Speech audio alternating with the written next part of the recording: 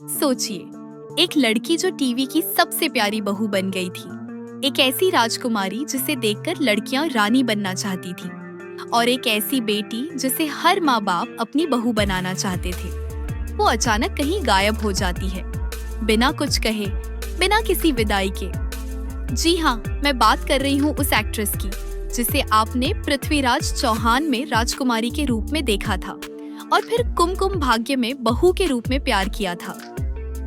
मुग्धा छपेकर, ये नाम कभी इतना बड़ा बन जाएगा, शायद खुद मुग्धा ने भी नहीं सोचा होगा। लेकिन जो हुआ वो किसी फिल्म की कहानी से कम नहीं। तो चलिए आज मैं आपको ले चलती हूँ मुग्धा की उस जिंदगी में जो पर्दे पर बहुत सजी सवरी दिखती थी, लेकिन पर्दे के पीछे कुछ और ही कहानी चल रही थी। मुग्धा का जन्म हुआ 24 मार्च 1987 को मुंबई के एक मध्यम वर्गीय मराठी परिवार में। वैसे तो उनका परिवार फिल्मों या टेलीविजन की दुनिया से जुड़ा नहीं था, लेकिन मुग्धा को शुरू से कैमरे से प्यार था। 8 साल की उम्र में जब बच्चे खिलौनों से खेलते हैं, तब मुग्धा कैमरे के सामने एक्टिंग कर रही थी। उनकी पहली फिल्म आजमाइश 1995 थी। उसमें उन्होंने एक छोटी सी भूमिका निभाई, लेकिन उसी से मुग्धा को एक्टिंग की दुनिया की खुशबू मिल चुकी थी। बचपन में ही उन्होंने डिसाइड कर लिया था, मुझे एक दिन टीवी की दुनिया में बड़ा नाम बनाना है। मुग्धा ने पढ़ाई में भी कोई समझौता नहीं किया। उन्होंने आरडी नेशनल कॉलेज से बैचलर ऑफ आर्ट्स हिस्ट्री किया और फिर मिथिबाई कॉलेज से एमए की डिग्री भी हासिल की। बहुत कम लोग जानते हैं कि मुग्धा हमेशा से एक अच्छी स्टूडेंट रही है। वो कहती हैं, पढ़ाई से मुझे जमीन पर रहने का एहसास होता था और कैमरा मुझे उड़ने देता था। यानी पढ़ाई और एक्टिंग दोनों को साथ लेकर चलने वाली वो बहुत कम लड़कियों में से एक थी। अब बात करते हैं उस सीरियल की जिसने मुग्धा को रातों रात एक फेमस चेहरा बना दिया, धरती का वीर योद्धा पृथ्वीराज चौहान। ये सीरियल 2006 में शुरू हुआ था और स्टार प्लस पर आता था।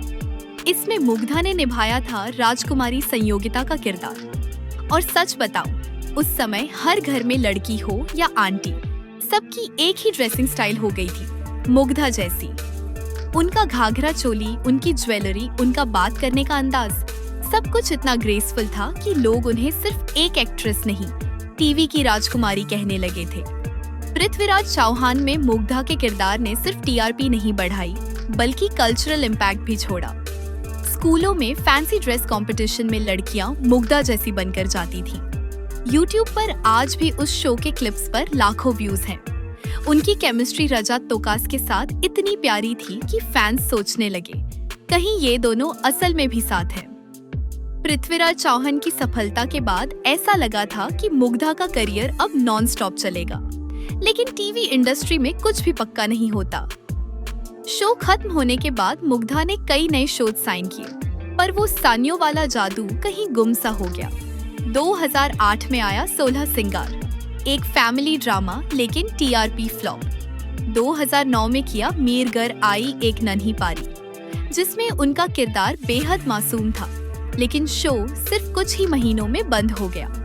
इसके बाद उन्होंने 1-2 और प्रोजेक्ट्स पर काम किया, लेकिन कहीं भी उन्हें वो पहचान नहीं मिली जो पृथ्वीराज चौहान ने दी थी।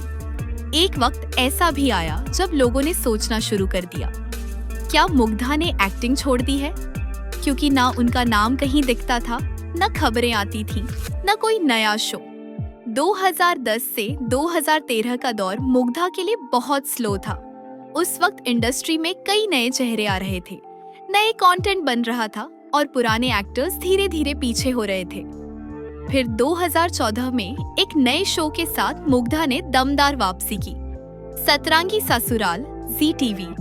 इस शो की खास बात ये थी कि इसमें मुग्धा के किरदार आरुषि को एक साथ 7 सासों से तालमेल बनाना था। ये कॉन्सेप्ट नया था, दिलचस्प था और मुग्धा की मासूम सी छवि इसमें बिल्कुल फिट बैठी। शो हिट हुआ, लोग फिर से उन्हें टीवी पर देखने लगे और उनकी ऑन स्क्रीन केमिस्ट्री उनके को एक्टर रेविश देसाई के साथ तो इतनी पसंद की गई कि वो असल जिंदगी में भी सच्चा प्यार बन गई। रेविश देसाई और मुग्धा की लव स्टोरी किसी फिल्मी कहानी से कम नहीं है। पहली मुलाकात हुई, सतरंगी ससुराल के सेट पर धीरे धीरे दोस्ती हुई, फिर कुछ महीनों में ही प्यार हो गया।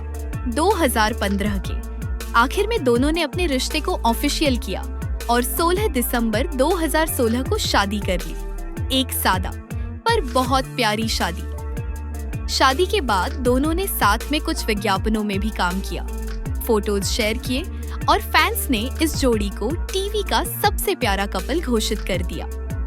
शादी के बाद मुग्धा कुछ समय के लिए एक्टिंग से दूर हो गई। उन्होंने ज्यादा स्क्रीन टाइम नहीं लिया, कुछ एपिसोडिक शो, अवार्ड शो और फंक्शन में ही दिखी। इंस्टाग्राम पर वो कभी कभी प्यारी तस्वीरें पोस्ट करती थी, रैविश के साथ डांस वीडियो डालती थी। सब कुछ एकदम परफेक्ट लग रहा था। लेकिन कहते हैं ना, सोशल मीडिया पर जो दिखता है वो असल जिंदगी नहीं होती।